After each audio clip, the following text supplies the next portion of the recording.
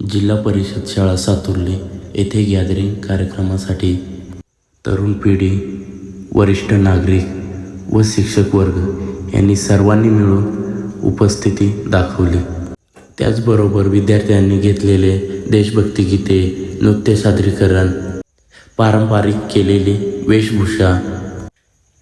Gathering कार्यक्रमामुळे विद्यार्थ्यांमध्ये आत्मविश्वास वाढतो, एकोप्याची भावना निर्माण होते आणि त्यांना आपल्या कला सादर करण्याची संधी मिळते. म्हणून शाळेचा गॅदरिंग कार्यक्रम हा प्रत्येक आयुष्यातील अविस्मरणीय अनुभव ठरतो.